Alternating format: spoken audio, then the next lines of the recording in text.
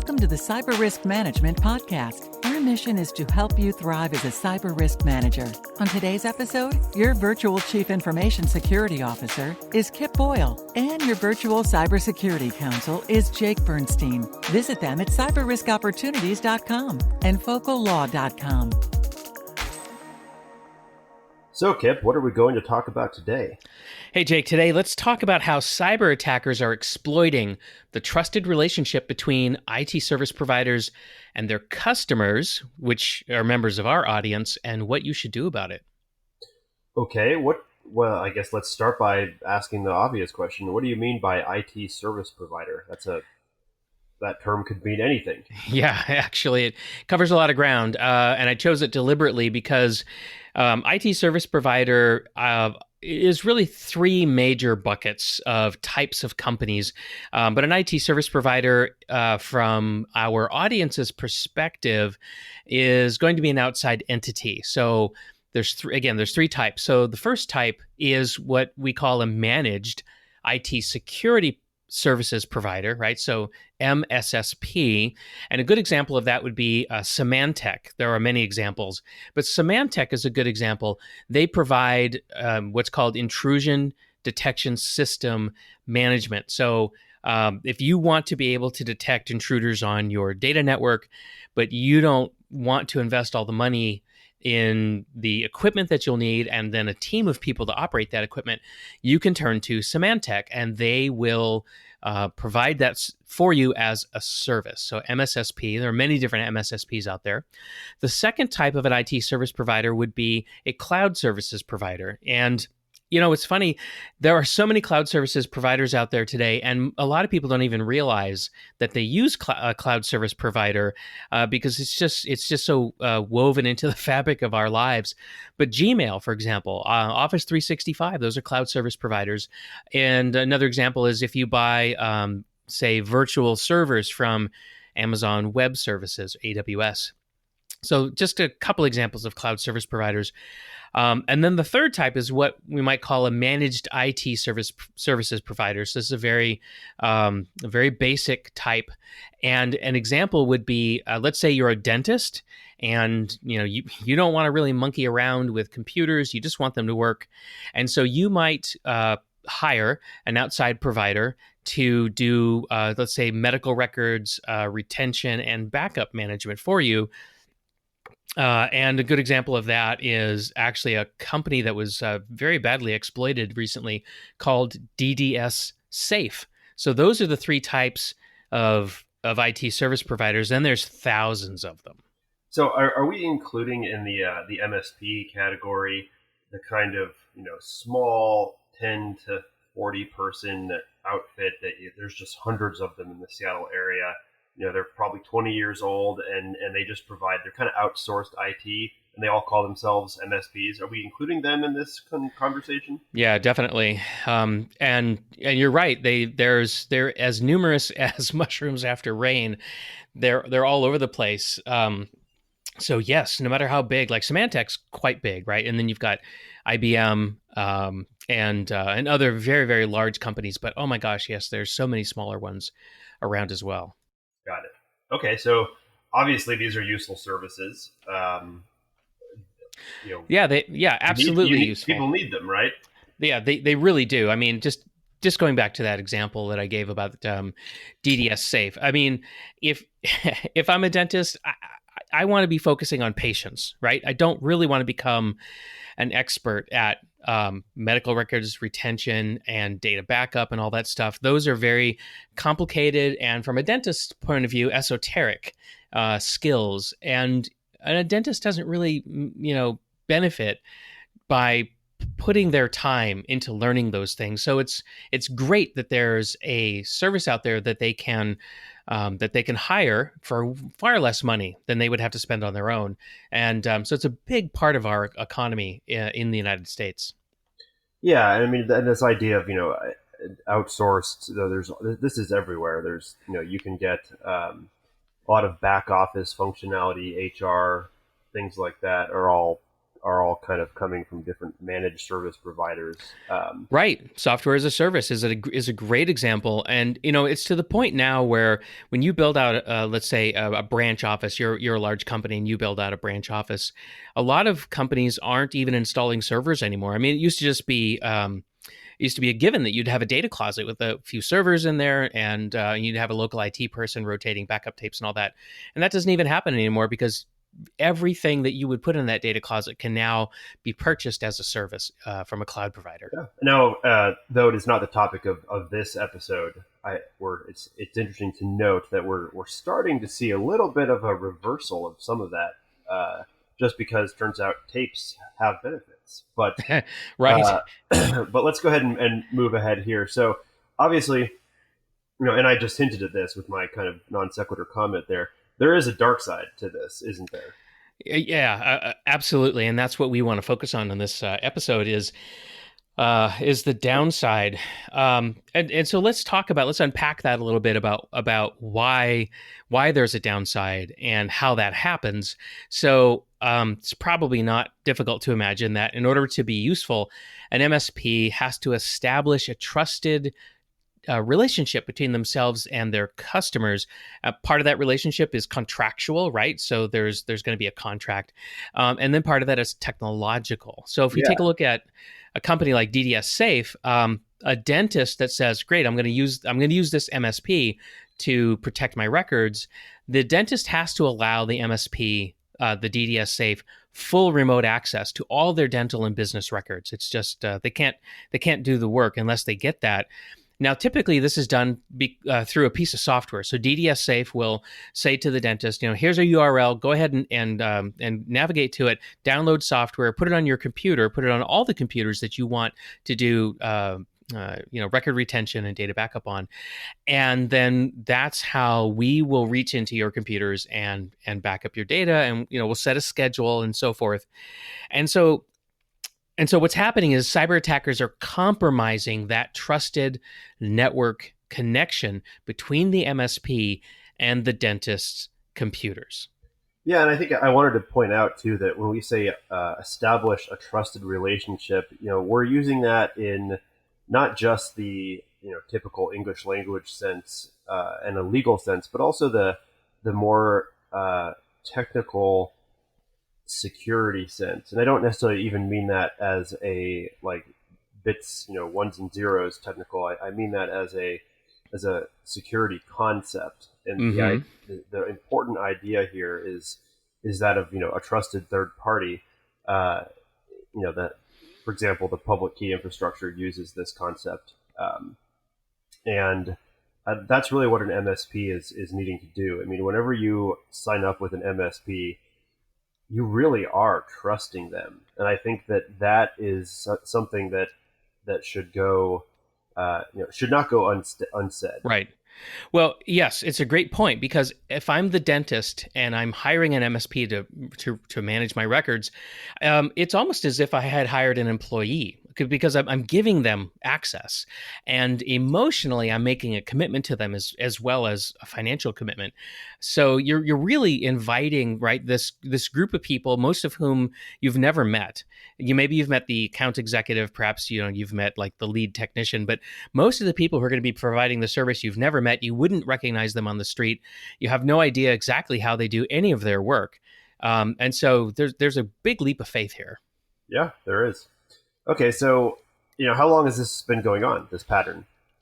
Right. So the exploitation of MSPs has been going on at least since 2009. So we're talking about a decade, and the reason why 2009 is an important focal point is because that's when there was a group that was first identified and tracked by U.S. law enforcement. And the group goes by the incredibly nerdy moniker of Advanced Persistent Threat 10 Group, or APT10. And yes, because there's a 10, you can infer that there were 9 others before them and probably a whole number of them afterwards. But APT10 turns out, after a long time of tracking them, we figured out that it's really a team inside the Chinese Ministry of State Security. And in 2018, the U.S. Department of Justice actually indicted 2 members of that team by name. So we're talking here about the exploitation by a foreign government is one of the threat vectors here. There's another group called the Lazarus Group, and they're actually a team of people in the North Korean army. So you're getting China, you're getting North Korea, you're getting a lot of different state actors participating in this. And then there's also what I might call common organized cyber criminals who maybe only have a loose affiliation with their governments. And a great example of this is a guy named Bogachev, who runs an entire team of cyber criminals, and he operates out of a mansion on the Black Sea. He's actually on the FBI's 10 most wanted list, and he's stolen hundreds of millions of dollars using malicious code. Yeah, well, and if he's smart, he'll stay out of extradition countries, which a lot of his buddies have not done a very good job of doing. Okay, so we've got everything from the Chinese military to the North Korean army to Russian guys living around the Black Sea. The millennial mobster. Yeah, yes. How do they compromise an MSP? Well, there's a pretty typical attack pattern, and it typically starts with a phishing attack. And we've talked about this before. Something like 90% of all cyber attacks start with a phishing attack. And why? Well, because it works. And so a phishing attack, and they can just sit there and just keep sending phish emails until one of them works, and it's inevitable that one of them will work. When you talk to the companies out there that are selling like phishing, anti-phishing training services, they'll tell you something like, well, we can take your click rate from about 20% down to 2% or 3% or something like that, and that's a great improvement. But there's still 3% of all the phishing emails sent to that company are still going to be clicked on. So that's why we continue to see it happening. So it only takes one. It only takes one, and I can send 1 million for almost no money. Yep. And while those 1 million are being sent, I can be off doing something else, sailing on my yacht, attacking somebody else. Who knows? Yep, sending another 1 million to someone else. It's easy, especially because I stole a credit card and I'm having a virtual server in AWS do it for me. So no money. Yeah. So it starts with a phishing attack, and then that's how the initial access to the MSP gets established. From there, what happens is more malicious code is silently installed to monitor the computers of the MSP to do remote monitoring and to steal user credentials and ideally administrative credentials, right? So they get in and then they stalk the MSP. And then after they succeed in stealing administrator credentials, then they will use those credentials to compromise the MSP systems and the networks of their customers. And again, they'll continue to monitor, right? This is not the kind of malicious attack where they're holding your computers for ransom necessarily. Again, it just depends on what they're up to. But they're not going to make their move, either steal data or launch malicious code to encrypt everything. They're not going to do that until they fully perform reconnaissance, right? So this is very much a military style of attack. And after they identify the data that they want on the compromised computers, they package it up for exfiltration. And exfiltration is just a fancy word for saying, I'm going to get it out of their network. They'll typically encrypt the information that they find, and they have all kinds of different ways of exfiltrating the data, but they'll use their stolen credentials, and they'll actually hijack existing systems to move the data out. And that's called living on the land. If you ever hear somebody in cybersecurity say that an attacker is living on the land, all it means is that after they steal administrative credentials, they can actually use existing systems to get their work done. And it helps them blend into the overall noise of the network because they're not using special tools that would stand out, if that makes sense. And then they're gone. So that's the typical attack. Okay, so to what end? What do these cyber attackers want? What are they getting? Yeah, so it depends on who's attacking you, and unfortunately, you don't get to choose. Um, so if we talk about APT-10, which is the group from the Chinese military, their major goal is they want to give Chinese companies a greater economic advantage in the world market. And so they want intellectual property, and they will target specific industries and specific companies in order to do that. There's a great example of US steelmaking companies being targeted and having the formulas and the know-how for steelmaking stolen and then provided to Chinese steelmakers, and then having them flood the world market with cheaply made yet high quality Chinese steel. So that's one motivation. I mentioned the Lazarus Group, the North Korean cyber attackers, and they're not really looking for economic advantage. They're actually stealing hard currency. Well, they're stealing Bitcoin and collecting ransoms in Bitcoin because they want to convert that into hard currency. With all the sanctions that are on North Korea, they're really struggling to find a way to fund their nuclear weapons program, and so that's their major motivation. And and cyber mobsters like Bogachev, I guess, what, yachts and pinky rings? I don't know. I mean, can you ever have enough of those? Drugs, houses, everything. Yeah. Everything. Yeah. Mansions. I mean, they have an appetite. I'm reminded of a quote from The Matrix where the Oracle says, what do all men with power want? More power. Yeah. Yeah. So I guess it's about power. Anyway, so yeah, those are the common motivations. Okay, so what should the MSPs do to protect themselves? Right. So, and this is where we get into some shaky ground, because everybody has an opinion about what you should do, and I'm definitely going to tell you my opinion here in a moment. But first, I'm going to point out that the Department of Homeland Security has issued alerts about this, and the most recent one I looked at is called, and get ready for this, TA 18-276B. So that sounds very official. Great marketing on behalf of the Department of Homeland Security. So that's Tango Alpha 18276 Bravo, in case anybody wants to look that up. And it contains several pages of very specific recommendations, some of them very, very technical in nature, some of them more procedural. And I don't have a problem necessarily with what's in there. They talk about network architecture, virtual private network connections, event logging, and so forth. But an MSP could spend, or a customer of our audience who's trying to defend against this, could spend millions of dollars implementing that stuff.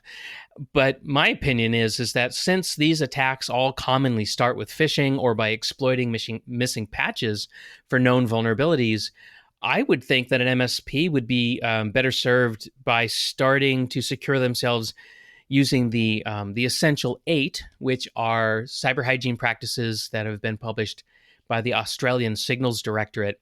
And the ASD is kind of like the Australian version of the American NSA, so highly technical, kind of a spy organization. And they've published this list of Essential 8 things, and the Essential 8 is designed specifically to greatly reduce the risk of malicious code infection. And that's really what we're talking about here. So it just seems like that's a more economical starting point. Why don't you go ahead and give me a few examples of these Essential 8 practices? Yeah, sure. So in priority order, that's the other thing I love about the Essential 8 is that they'll actually give you a priority, like do this first, do the second, do this third. It's very prescriptive, but also very effective. So in terms of malicious code protection, the first thing you're going to want to do is data backups with offline protection. And offline protection is a specific guard against ransomware. Modern ransomware is going to find your backups, and they're going to encrypt them. In fact, that's one of the reasons why tapes are making a comeback in a sense. That's right. Yeah, because I mean it's very difficult, maybe impossible, for a piece of malicious code to hop out of a computer, run across the floor, and infect your tapes. So that's the idea. Yep. So Now, offline protection is going to introduce a certain amount of clunkiness and is going to increase your costs because because you're going to need manual intervention, or you're going to have to go find some kind of a tape jukebox, to kind of automate the use of tape. But tape's slow, very, very slow. Um, but yeah, I mean, sometimes the old ways are the good ways. Yep. So that's one high priority practice. Another practice out of the Essential Eight is called application whitelisting, and I love application whitelisting because, in my perspective, is that blacklisting, which is kind of what antivirus products are, is they maintain this enormous list of things that should not run on your computer because they're known to be malicious. Well, I mean, that list is getting longer and longer and longer and longer and longer. And the other problem is that malicious code is being turned out now in a way that every individual instance of the same virus has a different signature, has a different fingerprint, and there's just no way for a blacklisting approach to be able to deal with all that. And that's why we're seeing the introduction of so-called artificial intelligence or behavioral analysis as a way of augmenting the blacklist approach. But I love whitelisting because it's so much more straightforward. You just figure out what you do want to run on the computer. You configure your machine to enforce that, and off you go.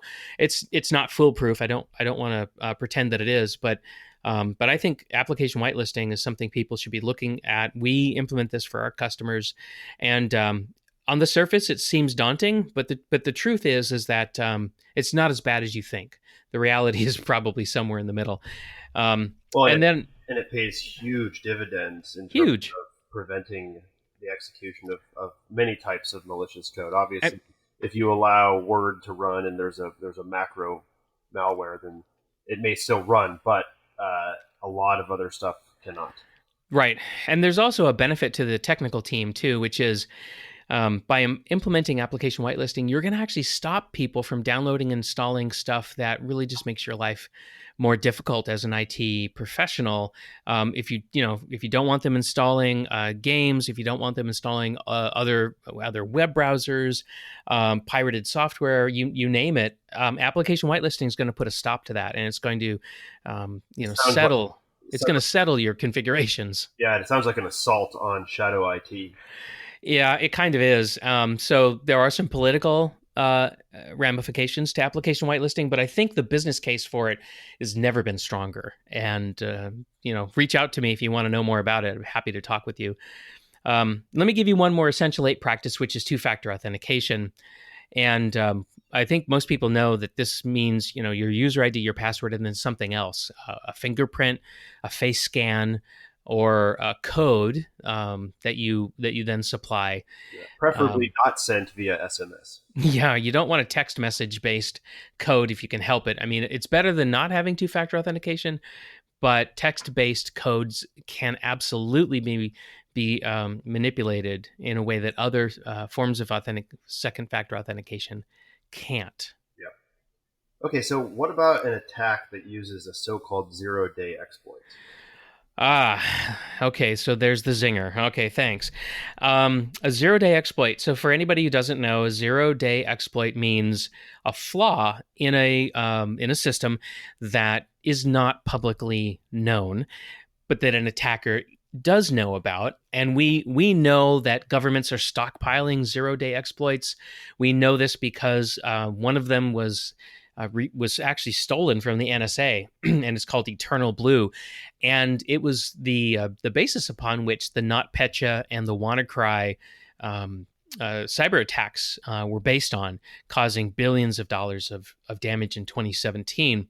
So zero-day exploits are an issue. What I love about the Essential 8, though, is even if somebody comes at you with a zero-day exploit, the Essential 8 is going to severely restrict the ability of the attackers to take control of your systems through things like two-factor authentication for your administrative accounts. So even if I steal your user ID and your password for an admin account, unless I can get my hands on that second factor of authentication, my zero-day exploit is not the magic pixie dust that it would otherwise be if I wasn't using two-factor authentication. Yeah, exactly.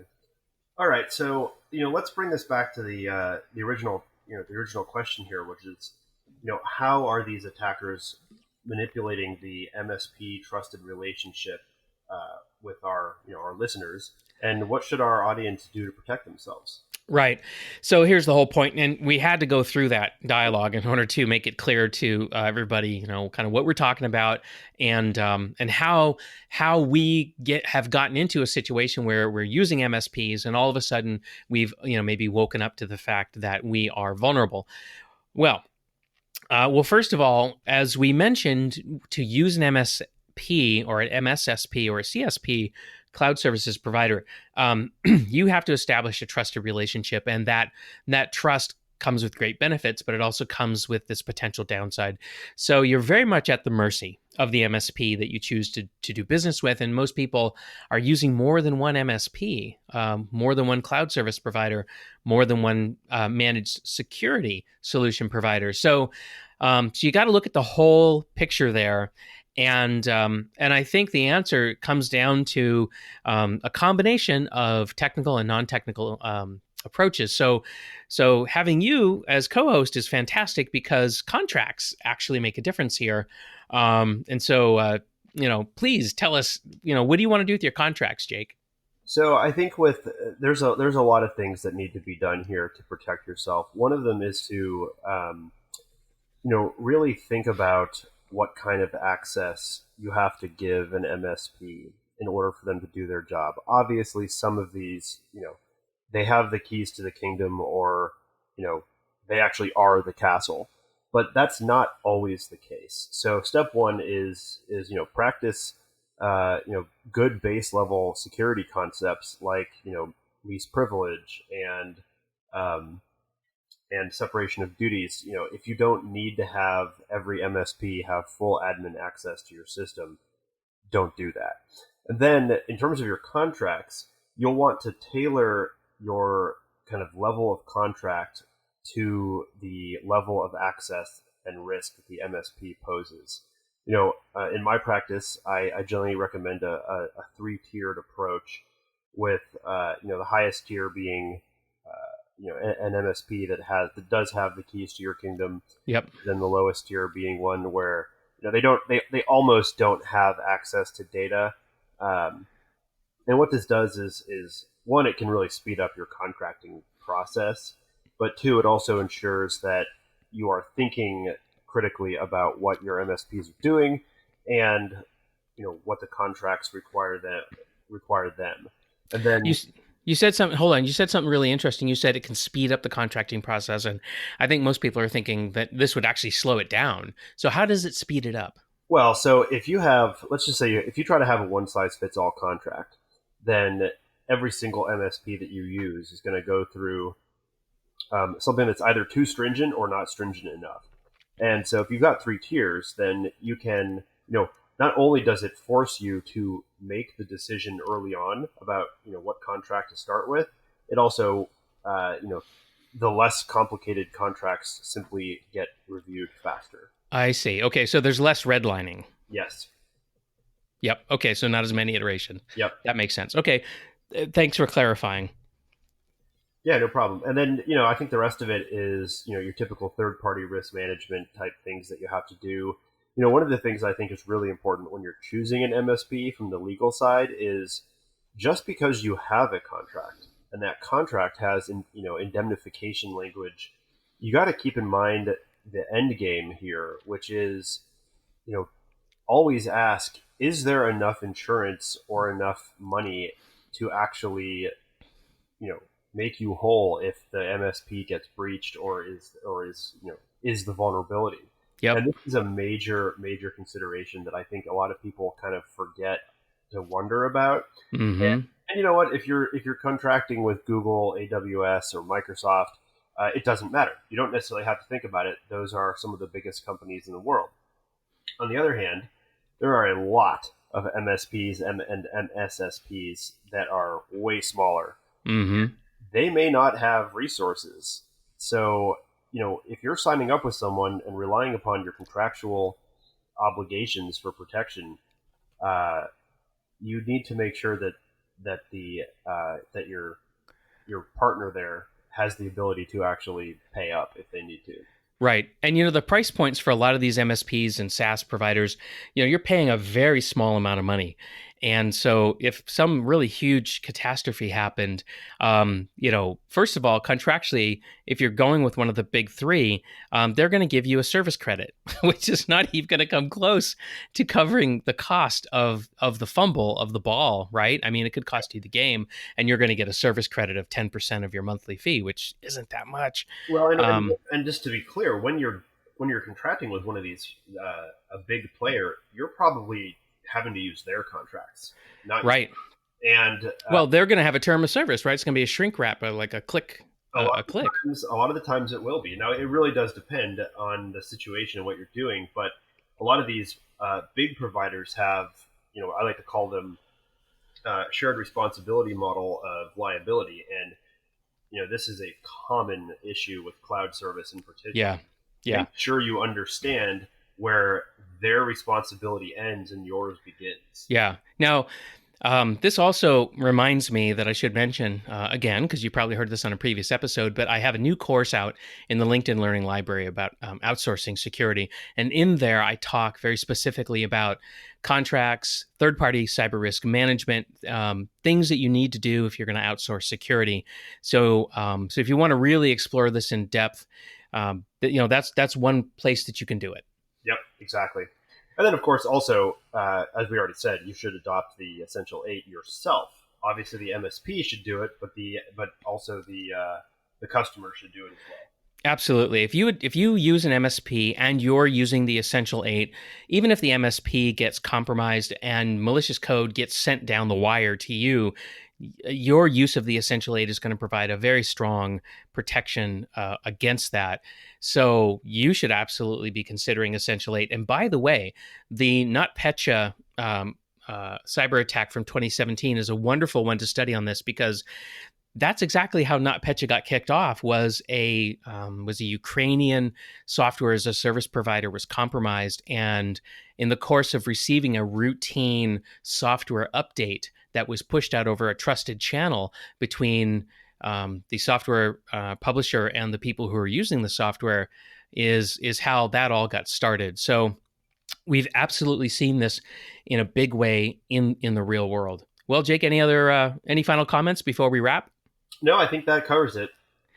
Excellent. Today we talked about how cyber attackers are exploiting the trusted relationship between IT service providers and their customers, and we talked about what you should do about it. We'll see you next time. See you next time. Thanks for joining us today on the Cyber Risk Management Podcast. Remember that cyber risk management is a team sport, so include your senior decision makers, legal department, HR, and IT for full effectiveness. So, if you want to manage cyber as the dynamic business risk it has become, we can help. Find out more by visiting us at cyberriskopportunities.com and focallaw.com. Thanks for tuning in. See you next time.